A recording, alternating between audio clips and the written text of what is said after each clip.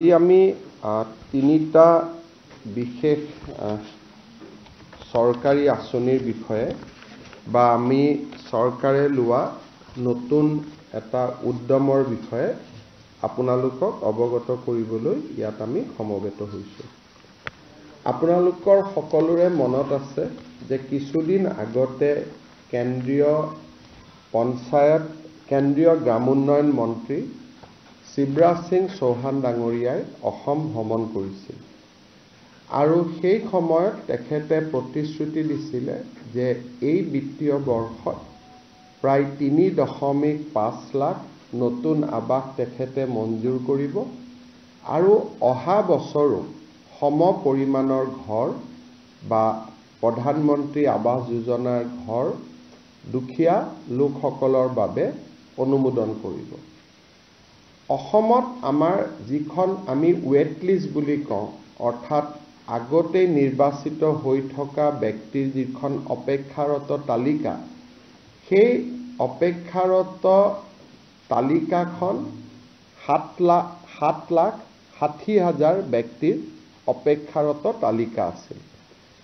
শিৱৰাজ সিং চৌহান ডাঙৰীয়াই প্ৰতিশ্ৰুতি দি যোৱা অনুসৰি আমাক 3,80,000 নতুন ঘৰ তেখেতে আমাক আবণ্টন দিয়ে আৰু আমি আপোনালোকক জনাবলৈ পাই ভাল পাইছোঁ যে অহা 19 তাৰিখে সমগ্ৰ ৰাজ্যজুৰি অনুষ্ঠিত হ'বলগীয়া এক সমাৰোহৰ জৰিয়তে আমি এই 3,80,000 হিতাধিকাৰীৰ ঘৰ বনাবৰ বাবে তেওঁলোকৰ প্ৰথম যিটো কিস্তি বুলি কয় তাক আমি হিতাধিকাৰীসকলৰ বেংক একাউণ্টলৈকে ট্ৰান্সফাৰ কৰিম। ইয়াত কেন্দ্ৰীয় সভাখন পলাশবাৰী সমষ্টিত হ'ব। অৱশ্যে ৰাভা হাছং পৰিষদৰ নিৰ্বাচনৰ অধীনত থকা অঞ্চলটোৰ হিতাধিকাৰী সভালৈ নাহে। বাকী পলাশবাৰী, হাজো, শুৱালকুছি, ছয়গাঁও, বকুৰ, ৰাভা হাছঙৰ নিৰ্বাচন নথকা অঞ্চলবিলাকৰ হিতাধিকাৰীৰে পঞ্চায়ত মন্ত্ৰী ৰঞ্জিত দাস ডাঙৰীয়া আৰু মোৰ উপস্থিতিত পঞ্চায়ত আৰু গ্ৰাম উন্নয়ন বিভাগে প্ৰথম কিস্তিৰ ধন 3,80,000 হিতাধিকাৰীলৈকে বিতৰণ কৰিব। আমি নিশ্চিত যে এই 3,80,000 হিতাধিকাৰীক ধন বিতৰণ কৰাৰ লগে লগে এপ্ৰিল-মে মাহত আমি আৰু 3,80,000 হিতাধিকাৰীৰ বাবে ভাৰত চৰকাৰৰ পৰা অনুমোদন লাভ কৰিম আৰু অসমত 7,60,000 আৰু সৰ্বমুঠ প্ৰধানমন্ত্ৰী আৱাস যোজনাৰ অধীনত প্ৰায় 30 লাখ পৰিয়ালে প্ৰধানমন্ত্ৰী আৱাস যোজনাৰ ঘৰ পাবলৈ সক্ষম হ'ব। ইতিমধ্যে প্ৰায় 22 লাখ পৰিয়ালে ঘৰ পাইছে বা ঘৰ নিৰ্মাণৰ কাম চলি আছে। এতিয়া ইয়াত এটা নতুন প্ৰশ্ন সদায় থাকে যে বহুত দুখীয়া মানুহে কয় যে আমি ঘৰ পাবলৈ এতিয়াও বাকী আছোঁ। অসমত 62 লাখ পৰিয়াল আছে। 62 লাখ পৰিয়ালৰ 30 লাখ পৰিয়ালে প্ৰধানমন্ত্ৰী আৱাস যোজনাৰ ঘৰ পোৱাৰ পিছত আমি ভাবোঁ যে এতিয়াও 4-5 লাখ দৰিদ্ৰ লোকে ঘৰ পোৱাৰ প্ৰয়োজনীয়তা আছে। এই ঘৰ পাবৰ কাৰণে আমি প্ৰথম প্ৰক্ৰিয়াটো হ'ল যে মানুহজনৰ ঘৰটো যে কেঁচা ঘৰ তাক প্ৰমাণ কৰিবৰ কাৰণে এটা জিঅ' টেগিং কৰিব লাগে আৰু জিঅ' টেগিং কৰাৰ পিছত যেতিয়া ভাৰত চৰকাৰৰ ওচৰলৈকে যায়, ভাৰত চৰকাৰে বিভিন্ন টেকনলজিৰ আধাৰত তাক নিশ্চিত কৰে যে এই মানুহজনৰ ঘৰটো কেঁচা ঘৰ হয় নে নহয় আৰু কেঁচা ঘৰ হ'লে তেখেতক এখন তালিকাত অন্তৰ্ভুক্ত কৰে আৰু পৰ্যায়ক্ৰমে এই ঘৰ তেওঁলোকক আগবঢ়াই গৈ থাকে। অহা বছৰ এপ্ৰিল-মে মাহত আমি 3,80,000 ঘৰ পোৱাৰ লগে লগে আমি 2018-19 চনত যিখন তালিকা বনাইছিলোঁ সেইখন এডজাষ্টেড হৈ যাব। তাত আৰু এজনো ৱেট লিষ্টত মানুহ নাথাকিব তথাপিতো বহুত লোকে ঘৰ নোপোৱাকৈ থাকি যাব সেইবাবে আমি ভাৰত চৰকাৰৰ পৰা এটা অনুমতি ললো যে আমাক আকৌ এবাৰ জিঅ' টেগিং কৰাৰ কাৰণে অনুমতি দিয়ক কিবা কাৰণত যদি কোনোবা বাদ পৰি গৈছে তেতিয়াহ'লে আমি তেওঁলোকক শেষবাৰৰ কাৰণে এটা জিঅ' টেগিং কৰিব পাৰিম কিন্তু জিঅ' টেগিং কৰিলে সাধাৰণতে গাঁৱৰ মানুহে আমাক আপত্তি কৰে যে পঞ্চায়ত আৰু গ্ৰামোন্নয়ন বিভাগৰ কৰ্মচাৰীসকলে 25-30 হাজাৰ টকা দাবী কৰে আৰু তেওঁলোকক যদি টকা দিয়া নহয় তেওঁলোকে দৰিদ্ৰ দুখীয়া মানুহৰ ঘৰ জিঅ' টেগিং নকৰে অভিযোগ কিমান সঁচা কিমান মিছা তাক আমি অনুসন্ধান কৰিব খোজা নাই কাৰণ বহু অভিযোগ সঁচা হলেও তাৰ প্ৰমাণ নাথাকে প্ৰমাণ নাথাকিলে চৰকাৰে ব্যৱস্থা ল'ব নোৱাৰে সেইকাৰণে আমাৰ সদায় লক্ষ্য আছে যে ইমপ্ৰুভমেণ্ট অফ দা সিস্টেম ব্যৱস্থাৰ পৰিৱৰ্তন হ'ব লাগে যাতে ব্যৱস্থাৰ পৰিৱৰ্তনত দুৰ্নীতি বা দৰিদ্ৰ মানুহক প্ৰবঞ্চনা কৰাৰ যিখিনি ক্ষমতা সি যাতে একেবাৰে সীমিত হৈ পৰে যে কৰিব খুজিলেও কৰিব নোৱাৰে সেইবাবে এইবাৰ আমি জিঅ' টেগিঙৰ এটা নতুন ব্যৱস্থা আৰম্ভ কৰিছোঁ এইবাৰ প্ৰথম জিঅ' টেগিংটো আমাৰ গাঁৱৰ মহিলা আত্মসহায়ক গোটসকলক যোনে পৰিচালনা কৰে জীৱিকা সখী বাইদেউসকলৰ দ্বাৰা আমি প্ৰথম জিঅ' টেগিংটো কৰাম লোকসভা নিৰ্বাচনৰ সময়তো মই ৰাইজক প্ৰতিশ্ৰুতি দিছিলোঁ যে আমি আত্মসহায়ক গোটৰ সুবিধা লৈ এইবাৰ আমি জিঅ' টেগিং কৰাম সেইকাৰণে আমি এইবাৰ নিয়ম কৰিছোঁ যে গাঁৱৰ জিঅ' টেগিং প্ৰথম ডিপাৰ্টমেণ্টৰ কৰ্মচাৰীয়ে নকৰে আমাৰ জীৱিকা সখী বাইদেউসকলে আত্মসহায়ক গোটসকলৰ পৰা উপযুক্ত সহায় লৈ তেওঁলোকে প্ৰথম জিঅ' টেগিংটো কৰিব এইটো ভাৰতৰ ভিতৰতে অসমত প্ৰথমবাৰ আমি আৰম্ভ কৰিছোঁ যে ডিপাৰ্টমেণ্টে জিঅ' টেগিং নকৰে আত্মসহায়ক গোটৰ বাইদেউসকলে ঘৰে ঘৰে লৈ যাব আৰু জীৱিকা সখী বাইদেউসকলে জিঅ' টেগিং কৰিব আৰু তাতো আমি নিয়ম কৰিছোঁ যে সেইখন গাঁৱৰ জীৱিকা সখী বাইদেৱে টেগিং নকৰে ওচৰৰ গাঁওখনৰ পৰা আহিহে তেওঁ টেগিং কৰিব দ্বিতীয়তে ইমানখিনি কৰাৰ পিছতো বহুতে ক'ব পাৰিব যে নহয় মোৰ তথাপিতো জিঅ' টেগিং নহ'ল এইবাৰ আমি আৰু এটা ব্যৱস্থা কৰিছোঁ সেলফ জিঅ' টেগিং অৰ্থাৎ মোৰ ঘৰটো মই নিজে জিঅ' টেগ কৰি দিব পাৰোঁ মোৰ ঘৰটো কেঁচা ঘৰটোৰ মই ফটোখন লৈ মই নাম এড্ৰেছ লৈ জিঅ' টেগিং কৰি দিব পাৰোঁ তাৰমানে আমি দুটা নতুন কাম কৰিলোঁ এটা হ'ল সেলফ জিঅ' টেগিং অৰ্থাৎ নিজেই নিজৰ ঘৰটোক জিঅ' টেগ কৰি দিব পাৰিব আৰু আত্মসহায়ক গোটৰ বাইদেউসকলৰ সহযোগত জীৱিকা সখী বাইদেউসকলে জিঅ' টেগিং কৰি দিব আৰু কোনোবাই যদি এই ক্ষেত্ৰত টেকনলজি নাজানিব জিঅ' টেগিং কৰিব নাজানে গাঁৱৰ কোনোবা মানুহে যদি দুখীয়া পৰিয়ালটোক সহায়ো কৰি দিয়ে জিঅ' টেগিং কৰিবৰ কাৰণে আত্মীয়ও জিঅ' টেগিং কৰি দিয়ে মই বিধৱা মানুহ মই নিজে নোৱাৰোঁ কিন্তু ডেকা ল'ৰা এটা গাঁৱৰ মাতি আনি মই ক'লোঁ যে মোৰ ঘৰটো জিঅ' টেগিং কৰি দিয়ক তেওঁ তাতো জিঅ' টেগিং কৰিব পাৰিব অসমত প্ৰথমবাৰৰ বাবে আমি এই ধৰণৰ ব্যৱস্থা হাতত লৈছোঁ যেতিয়া সকলো জিঅ' টেগিং হৈ যাব শেষত মাত্ৰ পঞ্চায়ত ডিপাৰ্টমেণ্টৰ মানুহখিনিয়ে গৈ এটা চেকিং কৰিব যে এওঁলোকে জিঅ' টেগিং কৰবাত পকা ঘৰ এটাও জিঅ' টেগিং কৰি দিয়া নাইতো অৰ্থাৎ ফাইনেল চেকিংটোহে পঞ্চায়ত ডিপাৰ্টমেণ্টৰ মানুহে কৰিব জিঅ' টেগিংটো বাইদেউসকলে কৰিব জীৱিকা সখীসকলে কৰিব বা নিজে কৰিব কিন্তু ফাইনেল চেকিংটো আমাৰ পঞ্চায়ত গ্ৰামোন্নয়ন বিভাগৰ কৰ্মচাৰীয়ে কৰিব কিন্তু তাৰ পিছতো যোনে জিঅ' টেগিং নকৰক কিয় আমি আৰু এখন গাঁও সভা কৰিম গাঁও সভাই অনুমোদন জনাব গাঁও সভাই অনুমোদন জনোৱাৰ পিছত ব্লক পৰ্যায়ত এখন কমিটি থাকিব তেওঁলোকে অনুমোদন জনাব আৰু জিলা পৰ্যায়ত অভিভাৱক মন্ত্ৰী সহিত এখন কমিটি থাকিব তাতে অনুমোদন জনোৱাৰ পিছতহে ফাইনেলি আমি ভাৰত চৰকাৰক জনাই দিম যে ইমান আমাৰ জিঅ' টেগিং হ'ল পৰৱৰ্তী সিদ্ধান্ত ভাৰত চৰকাৰে ল'ব আৰু এই গোটেই ব্যৱস্থাটোৰ জৰিয়তে মই বিশ্বাস কৰোঁ যে এইবাৰ অসমৰ সকলো দুখীয়া মানুহে প্ৰধানমন্ত্ৰী আৱাস যোজনাৰ ঘৰৰ পৰিস্থিতি বা যিটো আবেদন ইয়াক বেসিক্যালি আবেদন বুলি কয় সকলোৱে আবেদন কৰিব পাৰিব যেটো সেলফ জিঅ টেগিং আছে কাকো টকা পইচা দিয়াৰো কথা নাই এই যে সেলফ জিঅ টেগিংৰ ব্যৱস্থাটো যাতে ৰাইজে গম পায় জনপ্ৰিয় হয় তাৰ কাৰণে মই আজি এই বিশেষ ব্যৱস্থাটো জনাবৰ বাবে আপোনালোকক এখন সাংবাদিক মেলৰ জৰিয়তে আহ্বান কৰিছিলো মোৰ ইয়াৰ পিছত আৰু দুটা টপিক আছে কিন্তু মই আমাৰ পঞ্চায়ত গ্ৰামোন্নয়ন বিভাগৰ প্ৰধান সচিব জন এক্কা ডাঙৰীয়াক অনুৰোধ কৰিম যে অকনমান এই অন্বেষা মানে যেটো আমি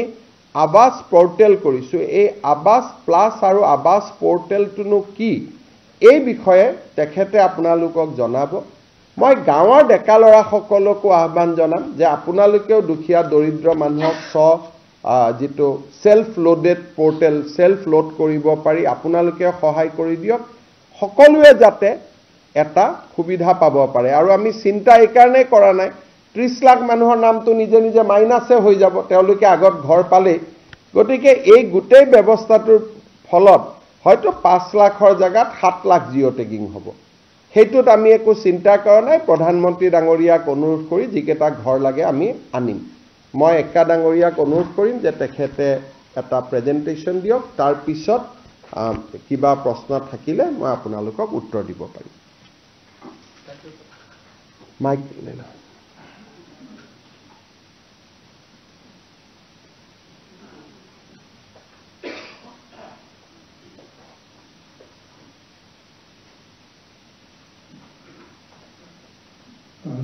Thank you, sir.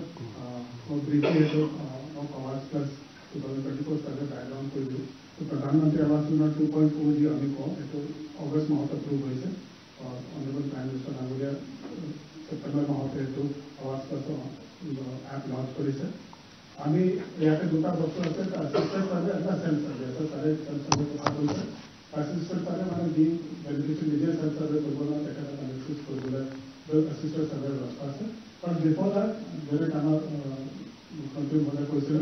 In Assam, we are, with the help of SSG, I mean, survey program also, and a portal बनाया that portal may be in Assam. एतिहास में हमें ये प्रथम जो survey हुई 2023 और हमें target price 20 lakh 51,000 target almost 90 lakh 70,000 और बहुत complete करें 24-25 हमें एतिहास में 5,59,000 target price sanction 5,03,000 होइसे सारे पैसे 3,88,000 या देखो घुमाया से टेकन 19,000 sanction लेकर दिया हो so that would be there and since 2016 एतिहास में 19,94,000 को कंप्लीट होइसे प्रथम जैसे 2011 सर्वे होइसे ताते परमानेंट होइसे तो हमारे 15,79,000 असले ताते तो 15,04,000 sanction होइसे and 14,74,000 कंप्लीट होइसे 2018 में जब सर्वे करिसो आवास प्लस सर्वे बोली करिसो ताते हमें परमानेंट होइसे 14,85,000 असले एतिहास में हमें ऑलरेडी 11,06,000 पाइसो ताते तो 10,45,000 sanction करिसो और एतिहास में 5,20,000 सर्वे कंप्लीट होइसे इधर जो हमें टारगेट दिन पावल गया था हर बार efficiency of the bottom 3,78,000 is the target that we are trying to get even next year next financial year. This is the target at 3,88,000 distribution होगा on 19th March. This is the number that is there. ये तो हमें LSC wise number हमें यहाँ पे बनाए दिसो उनको LSC किमान है तो now हमें ये तो दे अन्वेषा बोले जी कोई सो हमारा जो पोर्टल बनाए सो ये तो हमें क्या करिसो 2011 सर्वे होइसे तब 2018 होइसे तेतिया बहुत मामले 30 होइसे so now through this portal what we are going to do is through the help of self help groups Sakhi we are going to do the survey यहाँ पे हमारा दूसरा क्राइटेरिया से एलिजिबिलिटी क्राइटेरिया से कौन ऑटोमेटिकली इंक्लूड होगा these are those people household without any shelter destitute living on alms manual scavenger primitive tribal groups illegally released bonded labor ये तो automatically ये तो लिस्ट में इंक्लूड होगा लगे and those who are exclude को ले होगा motorized जार घर motorized 3-wheeler 4-wheeler asset mechanized 3-wheeler 4-wheeler agriculture equipment asset किसान credit card 50,000 AC asset household having government employees, household having non-agriculture enterprise registered with the government, or family income 15,000 की बेसी होगा. ये तो आगे 10,000 असर है. Paying income tax, paying professional tax, agriculture land with more than 2.5 acres irrigated land and within 5 acre of the unirrigated land असर. कहते हैं ताकि बेसी असर तो क्या exclude होगा. As per আমি যেটা গভর্নমেন্ট বিচাৰিছো আমি কাঁচা ঘৰৰ কাৰণে এটা আমাৰ বাকি ষ্টেটত কি হয় 3 room থাকিলে এটা পাকা ঘৰ মানি লয় but in case of Assam they have accepted that 3 room পালে because we have lot of rain here so তেখেতে যদি দুৱাৰ কাঁচা হয় তেখেতে কাঁচা ঘৰ মানি লৈছে. This is the definition of what is a pakka wall. আমি এইটো ইয়াতে দি দিছো আমি আপোনালোকক শ্বেয়াৰ কৰি দিম পাছত. And in case of tea garden also, the people who are staying in tea garden, the company they have ghar ase, tekhete house homeless in our ghar hobo, tekhete company quarter nizor no hai, so tekhete diya jabo tate permanent and temporary worker ho kane, ebar me survey kore ami include korno, so they will also be included in this. This is the timeline. Amar already hetu awareness ami already start korisu 8 March Gaon Sabha hoisile, pura start kori disu. और এতিয়া যি সাক্ষী সকল আছে তেখেতে survey 17 মাৰ্চৰ পৰা start কৰি দিব. আমি লজেও সময় লৈছো এইটো এণ্ড ইন এভৰি গাঁও পঞ্চায়ত দেৰ বি 2 to 3 সাক্ষী who will do this survey. এইটো সাৰ্ভে যেতিয়া লিষ্ট হ'ব এইটো লিষ্টত গাঁও সভা প্ৰেজেণ্ট কৰা হ'ব. গাঁও সভাই এইটো চাব কি কোনো ইনএলিজিবল মানুহ তাত সোমাই যোৱা নাই. এইটো যদি ইনএলিজিবল মানুহ আছে না অলৰেডি পাৰ্মানেণ্ট আগত লিষ্টত তেখেত ইনক্লুড হৈ আছে তেখেতৰ নাম কাটা হ'ব. তাৰপিছত এইটো লিষ্ট পাব্লিক ডিছপ্লে কাৰণে দিয়া হ'ব. তাৰপিছত we have and block level committee as well as district level committee tekhete sabo tekhete sahe to list vetting koribo a to vet kora list jo hobo. This is the list. This list will only be included by our PNRD staff. So tekhete eko change koribo mare ji list to final hobo ya te tekhete hobe government media portal tekhete enter koribo. Ami gaon sabha kotha koisu tekhete awareness create koribole hobo. Field survey from 17 March to 26 March 10 days আমি দিছো. গাঁও সভাৰ আমি timeline দিছো. আমি ভাবিছো যে by 31st March our list finally beneficiary সকল কোনে পাই আছে কোন নাই গাঁও সভা তেখেতে কৰি দিব. তাৰপিছত we will have the display and then we will have the district level committee which will look at it. Then final district level committee তেখেতে চাই দিব and then this would be approved and then this would be uploaded in the Awas Plus portal. This is the process of self survey. Where hetu hobo, hetu jodi final ho jaye, our list final ho jaya pasat, then this is the surveyor who will enter it. This is the process that will be there for uploading it. They will not be able to make any changes here. The list final ho jaye, hetu list ekatra apne jate upload karibo government media portal. When the Sakhi will go to do a survey, this is the questionnaire that she will ask there in the field. So that and she will enter in the portal, but we to ensure that tekhete at bhul entry kora hai, there is also form which will be she will fill up there and yaha tekhete sign karibo or benefits signature hobo and this also should upload there so that there is no dispute later on. Also dekho that dispute no hai ki not private book ke sath data upload kori dele matlab bahut pata na ho kaisa ase tekhete bol kori so dekho no hai so that we have double checking kori as a formal dispute. So this is a timeline self-survey question. Self-survey can be done by any beneficiary, whoever wants to upload their information in the system. So they will do directly in government media portal, but they too final no hoy. Tekhete jene ami assistant survey pasot jodi ami verify korim, he dhore tekhete hoklo verify hobo, pasot government amar PNRD staff lag hoi, result par verify koribo. Tekhete je nije data upload korise, eto hosa ke kaisa ghar ase, tekhete pata ghar manai to data upload korise. So this will be that. Amar self survey to government of India portalot je hobo, eto advertiser portalor naam to di. So this is the written there self-survey mode and Awas Plus. Self-survey can be done by either a member of a beneficiary household. Self-survey korte face authentication hobo Aadhaar hobo lagbe. The first part of the survey requires gathering personal information of all the household members, including their Aadhaar number, mobile number, and social economic data. this time government is very particular that the beneficiary hobo tekara Aadhaar hobo lagibo because through Aadhaar they pasu check koribo ki hosa ke ei manula dukia hoy na nohoy so ebar ami kono eneka bhabe loise ki ami data upload korle ami ghor pai jam eto back end Aadhaar number is verification hobo now our Aadhaar is linked to all our transactions bostu lo property la cover link hoy ase eto kare jate ami basic further korle scope na thake the self-survey will be corroborated by the designated surveyor. Then once uploaded, the self-survey will be made available for the surveyor to check. After that, there will be Gram Sabha, which will again look at it. Gram Sabha approved for Pasote, then that will be uploaded and then affiliate authority will give a final approval and this will then be added to the list. Self-survey, because I mean, who will conduct beneficiary himself or take the family member for the Aadhaar based eKYC and face authentication hobo lagibo. Data should be uploaded, entered by the beneficiary.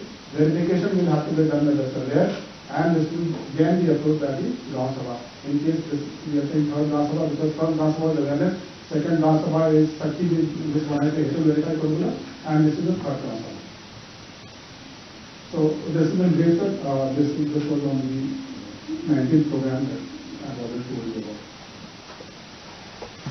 So, আপোনালোকে বুজি পালে যে 17 পৰা 31 মাৰ্চলৈকে এটা অসমত বিশাল অভিযান এটা হ'ব বাতৰি কাকতত বিজ্ঞাপনত আমি বুজাই দিম যে সেলফ কেনেকৈ কৰিব লাগে সেলফ অ্যাসেসমেন্ট বা সেলফ লোডিং জীৱিকা সখীয়ে কৰিব ব্লক ডিস্ট্ৰিক্টে এপ্ৰুভ কৰিব আমাৰ যেটো পঞ্চায়তৰ কৰ্মচাৰীসকলৰ ভূমিকা একেবাৰে সীমাবদ্ধ হ'ব এপ্ৰুভ লিষ্টখনহে তেওঁলোকে মাত্ৰ আপলোড কৰিব মই ভাবো যে এই গুটে ব্যৱস্থাটোৱে দুৰ্নীতিৰ অভিযোগখিনি নোহোৱা কৰিব এতিয়া মই তৃতীয় এটা বিষয় লৈ আহিছো প্ৰথম আপোনালোকক মই জনালো যে নিৰ্বাচিত হৈ থকা সকলে 19 তাৰিখে ঘৰ পাব আৰু বাকি 3,08,000 80,000 অহাবাৰ পাব আৰু জুন তালিকাত নাই 17 পৰা 31 তাৰিখলৈকে তেওঁলোকে নিজৰ নাম তালিকাত সোমাবলৈ এটা সুবিধা পাব এতিয়া আমি আহিছো অসম চৰকাৰৰ বাজেটলৈ বাজেটত আমি যিবিলাক আঁচনি ঘোষণা কৰিছিলো আমি প্ৰচেষ্টা কৰিছো যে ইমিডিয়েটলি যাতে এই আঁচনিবিলাক আমি ধৰাতললৈ লৈ আহিব পাৰো আমাৰ এটা ফ্ল্যাগশিপ স্কিম আমি এনাউন্স কৰিছিলো মুখ্যমন্ত্ৰীৰ মহিলা উদ্যমিতা আঁচনি এই আঁচনিটো হল বেসিক্যালি যে আমাৰ সেলফ হেল্প গ্ৰুপত যিসকল মহিলা আছে তেওঁলোকে বেংকৰ পৰা লোন পায় এজ এ গ্ৰুপ হিচাপে যে 10 গৰাকী মহিলাৰ মাজত তেওঁলোকে লোন পায় আৰু 10 গৰাকীয়ে যদি বেংকৰ লগত এগৰাকীৰো যদি কিবা লেনদেন বেয়া থাকে গোটেই গ্ৰুপটোৱে লোন নাপায় আৰু লোন পালেও গ্ৰুপটোৰ ভিতৰত লোন পায় গতিকে ম্যাক্সিমাম সামূহিক কাম কৰিব লাগে ব্যক্তিগত কাম কৰিব নোৱাৰে সেইকাৰণে আমি দুটা লক্ষ্য কৰিছিলো যে আত্মসহায়ক গোটৰ আন্দোলনটো অসমত যথেষ্ট পুৰণা 36 লাখ মহিলা সংগঠিত হল এতিয়া তেওঁলোকৰ আমি সামূহিক কাম আৰু ব্যক্তিগত প্ৰয়াস আমি দুইটাকে সমান্তৰালভাৱে লৈ যাব খুজিছো তেওঁলোকৰ এটা চ্যানেল ওপেন হৈ আছে যে বেংকৰ পৰা তেওঁলোকে সামূহিকভাৱে লোন ল'ব পাৰে কিন্তু কোনোবাই ব্যক্তিগতভাৱেও কিবা কৰিব খোজে তেওঁলোকৰ কাৰণে আমি এখন আঁচনি নিৰ্মাণ কৰিছিলো মহিলা মুখ্যমন্ত্ৰীৰ মহিলা উদ্যমিতা আঁচনি আৰু মই ক'ব পাৰো সাবজেক্টটো কাৰেকশন এটা লেটাৰ ডেট কোনোবাই যদি মোৰ ভাবিব পাৰে যে মোৰ ক্লেইমটোত ভুল আছে this is one of the biggest empowerment scheme মহিলাক এম্পাৱাৰ কৰাৰ এইখনে আটাইতকৈ বিগেষ্ট স্কিম ইন আওয়াৰ কান্ট্ৰি ইয়াত কি হ'ব আমি আত্মসহায়ক গোটৰ মহিলাসকলক গ্ৰুপ বুলি পইচা নিদিও আমি ইন্ডিভিজুৱেল দিম তামৰে 10 গৰাকী মেম্বাৰ থাকিলে 10 গৰাকীকে আমি ইন্ডিভিজুৱেলি প্ৰথমবাৰ আমি 10,000 টকা দিম 10,000 টকাটোৰ উপযুক্ত ব্যৱহাৰ যেতিয়া তেওঁলোকে কৰিব পাৰে দ্বিতীয়বাৰ আমি তেওঁলোকক 25,000 টকা দিম তাৰে 12,500 চৰকাৰে দিব 12,500 বেংকৰ পৰা আমি লৈ দিয়াৰ ব্যৱস্থা কৰিম য'ত নেকি ক্ৰেডিট গ্যাৰান্টি স্কিম চৰকাৰে কৰিব যাতে বেংকৰো ক্ষতি নহয় আৰু থাৰ্ড ইয়াৰত আমি তেওঁলোকক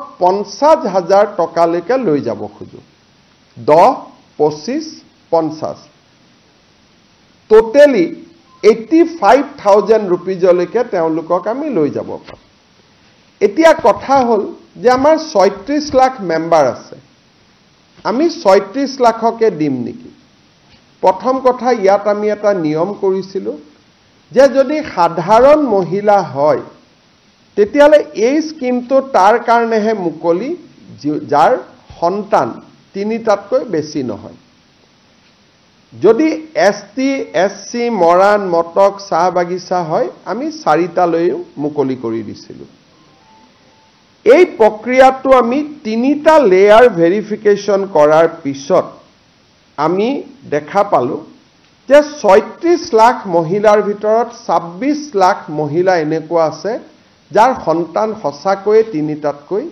কম বা 3টা অসমৰ কাৰণে এটো এটা খুব ইম্পৰ্টেন্ট ষ্টেটিষ্টিক্স যে আমি যেটো কৈ থাকো সকলোৰে ঘৰত 10-12টা সন্তান আছে অন্তত এটা প্ৰমাণিত হ'ল যে আত্মসহায়ক গোটত কোনোবা যদি সোমাইছে তেওঁৰ অকল অৰ্থনৈতিক ইনকামে হোৱা নাই সোশিয়াল ট্ৰান্সফৰমেশন এটাও হৈছে এইটো এটা আমাৰ বহুত ডাঙৰ শিক্ষা এটা এবাৰ আমি দেখিলো আৰু খুব 3টা লেয়াৰৰ আমি চেক কৰাৰ পিছত 36 লাখৰ ভিতৰত প্ৰায় 29 লাখ মহিলা এনেকুৱা নিৰ্বাচিত হ'ল যে যাৰ সন্তান 3 এসটি এসসি মৰাণ মটক চাহ বাগিচা হলে 4তকৈ কম আছে ইয়াত দুটা আৰু আমি ইম্পৰ্টেন্ট পইণ্ট লগাইছিলো যে মহিলা উদ্যমিতা কৰিব কিন্তু ঘৰত যদি ছোৱালীক স্কুলত নপঠোৱাকৈ ৰাখি থৈ দিয়ে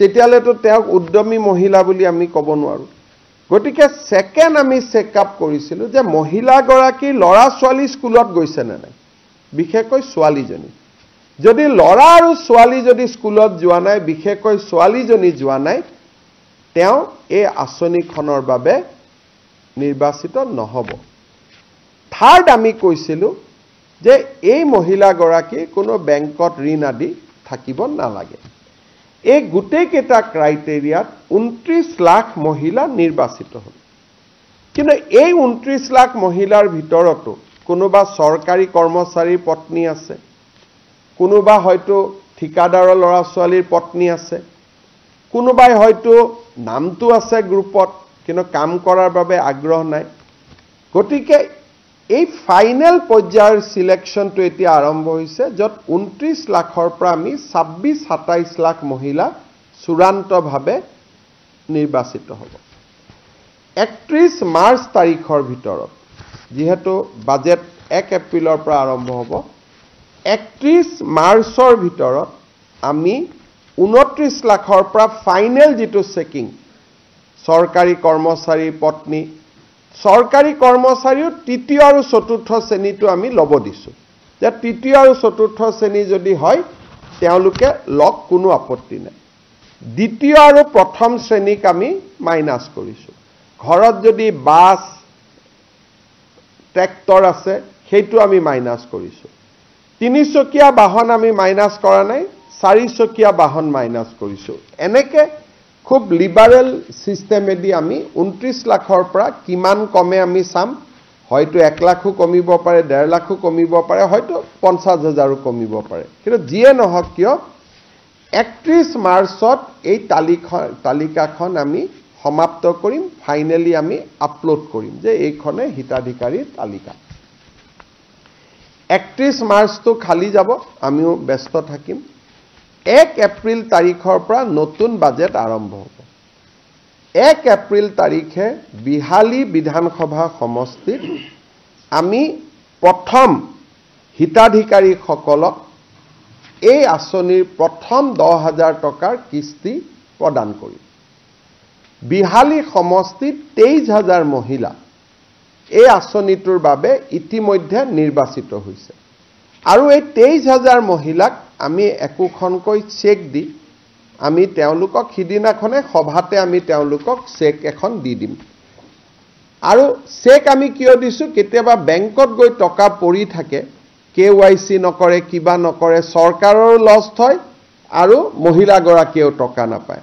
চেকখন পালে অন্তত মহিলাগৰাকীয়ে বেংকত ফিজিকেলি চেকখন লৈ গ'লে তেওঁ একাউণ্টটোত যদি KYC আদি হৈও থকা নাই, KYC আদি কৰি ল'ব পাৰিব। তাৰ পিছত প্ৰত্যেক মাহত আমি এখন তালিকা দিম বাতৰি কাকতত, প্ৰত্যেক মাহত 10-15টা সমষ্টিত আমি এই ধৰণে একোটা ফাংচন কৰি আমি এই পুঁজিটো বিতৰণ কৰি গৈ থাকিম। আৰু ইয়াৰ সমান্তৰালভাৱে মহিলাসকলক আমি 3 দিনীয়াকৈ এটা প্ৰশিক্ষণো দি গৈ থাকিম। য'তেই প্ৰশিক্ষণ শেষ হয় তাতে আমি আপোনালোকে ক'ব পাৰে যে 10টা সমষ্টি কেনেকৈ নিৰ্বাচিত হ'ব, অৰ্থাৎ য'তেই প্ৰশিক্ষণ শেষ হয় তাতে আমি টকাটো দিয়াৰ আৰম্ভ কৰিম। আমাৰ বাজেটৰ এইটো প্ৰথম এনাউন্সমেণ্ট আমি পূৰণ কৰিবৰ কাৰণে গৈ আছোঁ। এইবাৰ সাধাৰণতে বাজেট পূৰণ কৰোঁতে সময় লাগে। এইবাৰ আমি 1 এপ্ৰিলৰ পৰাই আমি টাৰ্গেট লৈছোঁ যাতে 1 এপ্ৰিলৰ পৰাই আমি কামখিনি কৰিব পাৰোঁ। আৰু এইটো এটা অসমৰ ইতিহাসত অৰুণোদয়ৰ পিছত ওমেন এম্পাৱাৰমেণ্টৰ এইটোৱে আটাইতকৈ ডাঙৰ স্কিম, কাৰণ এই স্কিমটোত নগৰৰ, এতিয়া মই গাঁৱৰ সংখ্যাটো ক'লোঁ, কিন্তু নগৰৰ মহিলাসকলো ইয়াত আছে। 3,200 কোটি টকা ৰাজ্য চৰকাৰে এইবাৰ এই আঁচনিটোত খৰচ কৰিব, মুখ্যমন্ত্ৰীৰ মহিলা উদ্যমিতা আঁচনি। আপোনালোকৰ যদি কিবা সুধিবলগীয়া আছে গোটেই 3টা কথাৰ ওপৰত আপোনালোকে সুধিব পাৰে। গাঁও সভাখন গাঁও পঞ্চায়তৰ ছেক্ৰেটাৰীয়ে আহ্বান কৰিব আৰু যিহেতু এতিয়া পঞ্চায়ত নাই গতিকে গাঁও পঞ্চায়তৰ ছেক্ৰেটাৰীৰ উদ্যোগত গাঁওখন আহ্বান হ'ব আৰু তাতে আমি সভাপতিত্ব কৰাৰ কাৰণে গাঁৱৰ আটাইতকৈ জ্যেষ্ঠ নাগৰিকজনৰ নামটো আমি দিম, যে দ্য মষ্ট ছিনিয়ৰ চিটিজেন যিজনে আছে গাঁৱত, আটাইতকৈ যিজন জ্যেষ্ঠ নাগৰিক তেখেতে গাঁও সভাখনক সভাপতিত্ব কৰিব। আমি একেবাৰে ট্ৰেন্সপাৰেণ্টলি আৰু খুব ধুনীয়াকৈ কৰিব খুজিছোঁ যাতে কোনো ধৰণৰ খেলি মেলি নহয়। গাঁও পঞ্চায়তৰ ছেক্ৰেটাৰী, গভৰ্ণমেণ্টৰ ফালৰ পৰা গাঁও পঞ্চায়তৰ সচিবগৰাকী থাকিব আৰু গাঁও পঞ্চায়তৰ সচিবগৰাকীয়ে সভাপতি এজন কৰিব লাগিব, গতিকে সভাপতিজন সেই গাঁওখনৰ আটাইতকৈ জ্যেষ্ঠ নাগৰিকজনক কৰিব পাৰিব।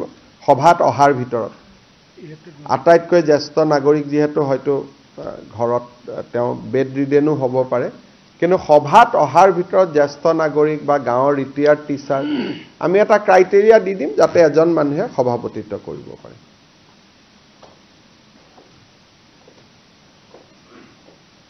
মুখ্যমন্ত্ৰী মহোদয়, মোৰ এটা বেলেগ প্ৰশ্ন এটা, পলিটেকনিকৰ যিখিনি অব্যাহতি দিয়া হৈছে প্ৰবক্তা তেওঁলোকে আপোনাৰ হস্তক্ষেপ বিচাৰিছে আৰু তেওঁলোকে কৈছে যে শিক্ষামন্ত্ৰীয়ে যিখিনি কথা কৈছে তেওঁলোকে বিশ্বাস লোৱা নাই, তেওঁলোকে অংশকালীন বুলি কোৱা হৈছে, কিন্তু তেওঁলোকে দুটা কথা তেওঁলোক আপোনাৰ মুখতে হস্তক্ষেপ দিছে। মই বুজাই দিছোঁ, 2017 চনত আমি পলিটেকনিক আৰু ইঞ্জিনিয়াৰিং কলেজত 370 গৰাকী অধ্যাপক অধ্যাপিকাক অংশকালীন হিচাপে আমি নিযুক্তি দিছিলোঁ। সেইটো আৰু সত্য অসত্যৰ কথা নাই, চবৰ হাতত কাগজখনে আছে।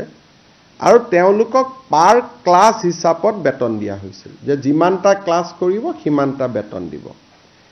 তাৰপিছত আমি তেখেতসকলক এটা প্ৰক্ৰিয়াৰ মাজেৰে কিছুক আমি এবজৰ্ভ কৰিলোঁ আৰু এনেকে কিছুৱে ৰিজাইন দিও গুচি গ'ল। 67 গৰাকী ৰিজাইন দিলে আৰু আমাৰ যিটো প্ৰক্ৰিয়াৰ মাজেৰে 133 গৰাকীয়ে চৰকাৰী চাকৰি পালে আৰু কিছুক ৰেগুলেশ্যন 3F-টো লোৱা গ'ল। এতিয়া প্ৰশ্নটো হ'ল যে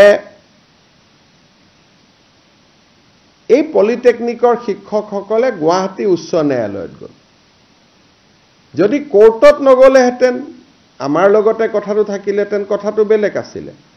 কোৰ্টত তেওঁলোকে গ'ল আৰু কোৰ্টত তেওঁলোকে এটা আদেশ ল'লে গভৰ্ণমেণ্টৰ বিপৰীতে যে তেওঁলোকক চাকৰিৰ পৰা গুচাব নোৱাৰিব।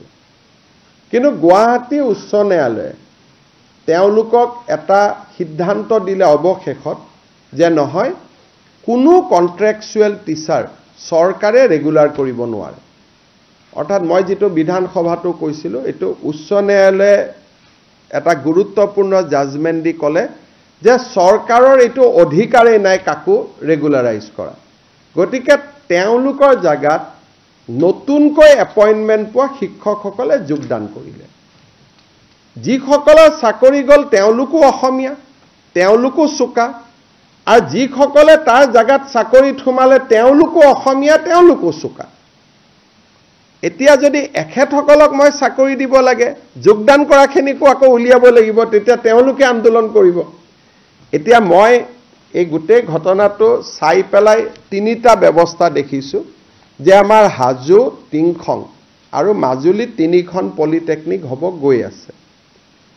ইয়াৰ ভিতৰত যিসকলে উপযুক্ত আছে, যিমান পোষ্ট আছে, কিছুক আমি আকৌ অংশকালীন ভিত্তিত আমি ল'ব পাৰিম। কিন্তু তেওঁলোকে ফাইনেলি পৰীক্ষাত আকৌ এপিয়াৰ হ'ব লাগিব।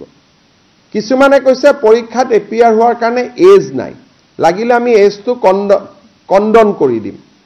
কিন্তু 3Fত চাকৰি কৰিলে APSCয়ে নিয়মীয়া নকৰিলে চাকৰিটো যায়, সেইটো কথা সকলোৱে জানা কথা।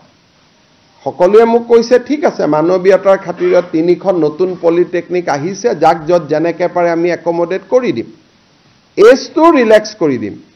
কিন্তু তেওঁলোকে পঢ়া শুনা কৰি যিহেতু মেধাৱী বুলি নিজে কৈছেই, আৰু আমাৰ যিহেতু চাকৰিত ইঞ্জিনিয়াৰিং কলেজৰ প্ৰফেচাৰসকলে ইণ্টাৰভিউ লয়, তাত কোনো পলিটিকেল মানুহ নাই।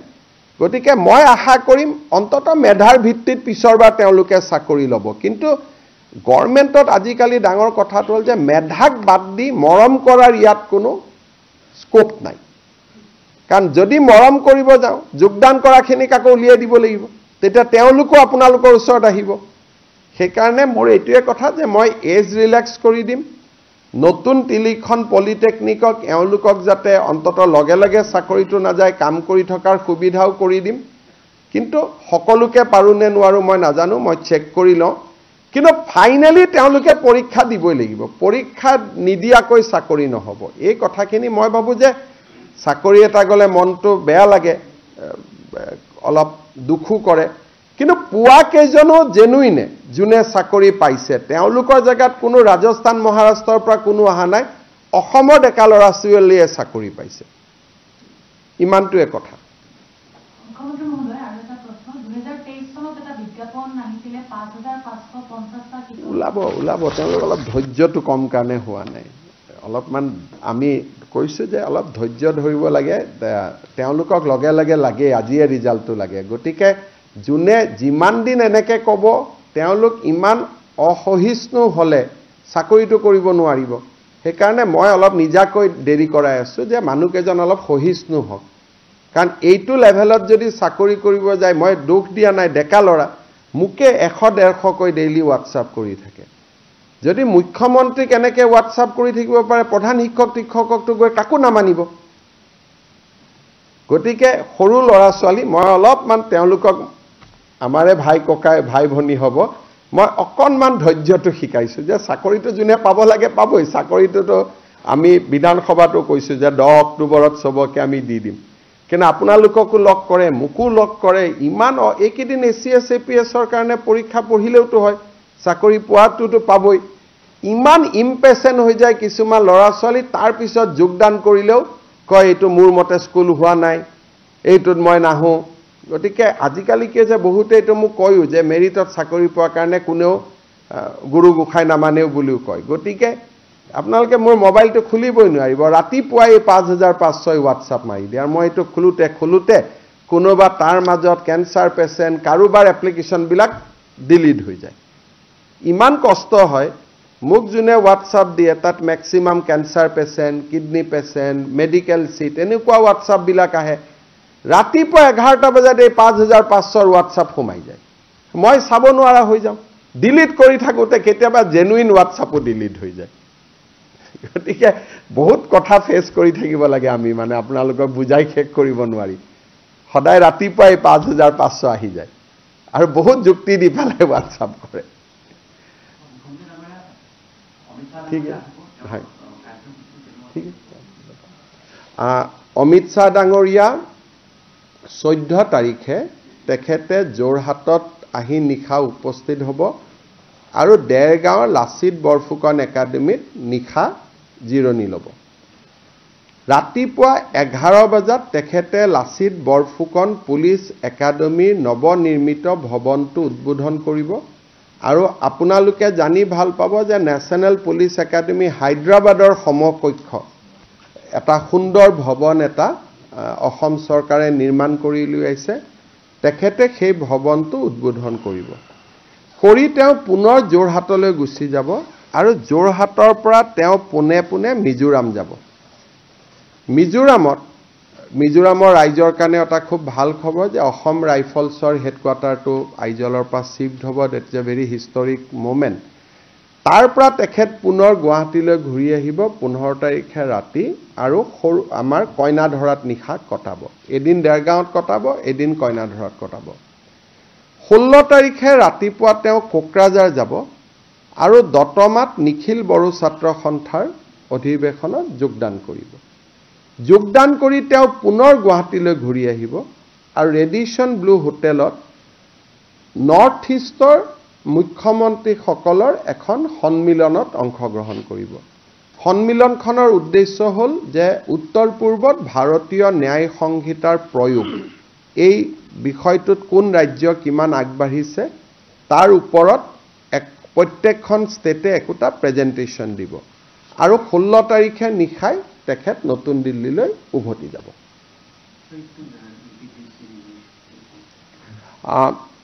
Union Home Minister Shri Amit Shah ji is coming to Assam on 14th night 15 morning he will inaugurate new buildings of Lasit Borphukan Police Academy thereafter he will fly to Aizol and after attending programs at Aizol he will again come back to Guwahati and will stay overnight in Guwahati itself on 16 morning he will address the annual conference of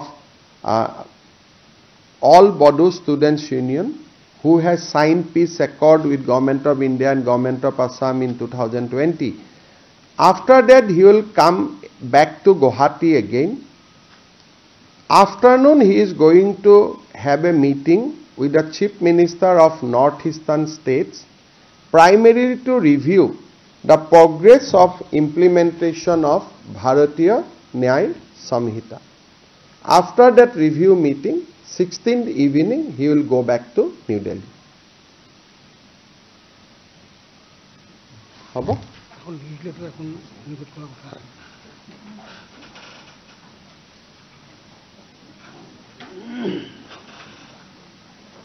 Koi diyo.